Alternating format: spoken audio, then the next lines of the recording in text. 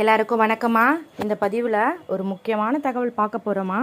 அதாவது வருகின்ற அமாவாசை, மகாயாள அமாவாசைலம்மா அன்னைக்கு இந்த 3 தானியங்களை ஒன்றா சேர்த்து பீரோவில் வைங்கம்மா.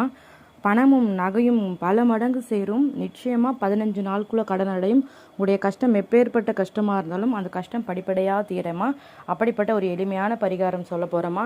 நிச்சயமாக எல்லோரும் நிறைய பரிகாரம் பண்ணியிருப்போம், நிறைய கோயிலுக்கு போயிருப்போம், நிறைய பேரோட வேண்டுதல் பழிச்சிருக்காது, ஒன்றுமே நடந்திருக்காது. அப்படிப்பட்டவர்கள் கூட அமாவாசை அன்னைக்கு பயன்படுத்திக்கோங்கம்மா. அதாவது 14 நாளுக்கு முன்னாடி புரட்டாசி மாதம் தொடங்குச்சு இல்லாமா. அப்போ என்னுடைய மூதாதையர்கள் பூமி இறந்தவங்க எல்லாரும் நம்மளை பூலோகத்துக்கு 14 நாள் நம்ம கூடயே தங்கி 15ஆவது நாள் அவங்க சொர்க்கலோகத்துக்கு போகிறது தான் நம்ம மகாயாள அமாவாசைன்னு சொல்கிறாங்க. அந்த அமாவாசை அன்னைக்கு அவங்கள முழு மனசார நினச்சிக்கிட்டு நம்ம என்ன மாதிரி பரிகாரத்தை பண்ணாலும் அது நிச்சயமாக பழிக்குமா. அப்படிப்பட்ட ஒரு முக்கியமான பரிகாரம் சொல்ல போகிறேன். ஒன்றுமே இல்லாமல் அது ரொம்ப சிம்பிளான விஷயங்கள் தான் பண்ணோம். அது என்னன்றதை சொல்கிறேன். வெள்ளை கொண்டக்கடலை இருக்குல்லம்மா, அந்த வெள்ளை கொண்டக்கடலை 11 அப்படின்ற எண்ணிக்கையில் எடுத்துக்கோங்க. அதே மாதிரி துவரம்பருப்பும் 11 அப்படின்ற எண்ணிக்கையில் எடுத்துக்கோங்க. பச்சரிசி இருக்கலாமா, அது 3 கைப்பிடி அளவு எடுத்துக்கோங்க. இந்த 3 பொருளையும் ஒன்றா சேர்த்து நீங்கள் வச்சுக்கிட்டு ஒரு தட்டில் பூஜை அறையில் அமர்ந்து விளக்கெல்லாம் ஏற்றி வச்சுட்டு பூஜை அறையில் அமர்ந்துக்கணுமா. நீங்கள் குலதெய்வத்தையும் இஷ்ட தெய்வத்தையும் மனசார நினச்சிக்கிட்டு இந்த 3 பொருளை ஒரு சின்ன வெள்ளை துணி மாதிரி கட் பண்ணி அதில் மஞ்சள்லாம் பூசி நடுவில் முடிச்ச மாதிரி கட்டி பீரோவில் பணம் மூட்டை மாதிரி வைக்கணும். மூட்டை மாதிரி கட்டி பீரோவில் வைக்கணுமா. இதை நீங்கள் இந்த அமாவாசைக்கு வைங்க.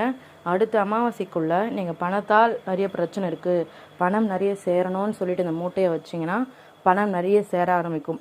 இதனால் இந்த மூட்டை வைக்கிறதால மட்டும் சேர ஆரம்பிக்குமாமா? அப்படிலாம் கிடையாது. இதை வச்ச உடனே இது ஒவ்வொரு தானியமும் ஒவ்வொரு கிரகணத்துக்கு உரியது, ஒவ்வொரு சாமிக்கு உரியது. அதனால் இதை முழு மனசார நினச்சி வைக்கும் பொழுது நம்முடைய வேண்டுதலெல்லாம் நிறைவேறும், நம்முடைய பாவங்கள்லாம் குறையும், தோஷங்கள்லாம் விலகுமா.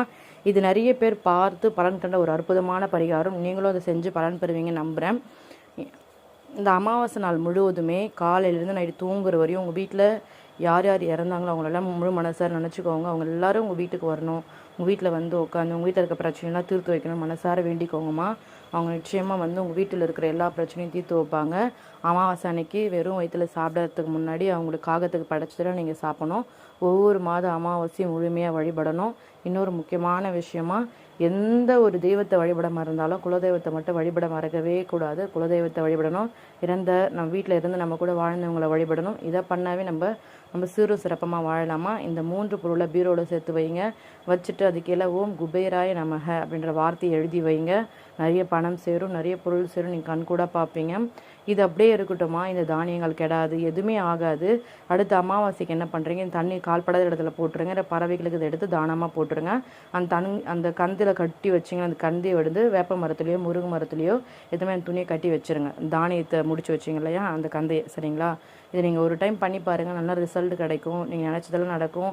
ஆட்டோமேட்டிக்காக உங்கள் வாழ்க்கை ரொம்ப தெளிவாக இருக்குமா. இந்த பதிவு முதன்முறை பார்க்குறீங்கன்னா மறக்காமல் சேனலை சப்ஸ்கிரைப் பண்ணிக்கோங்கம்மா.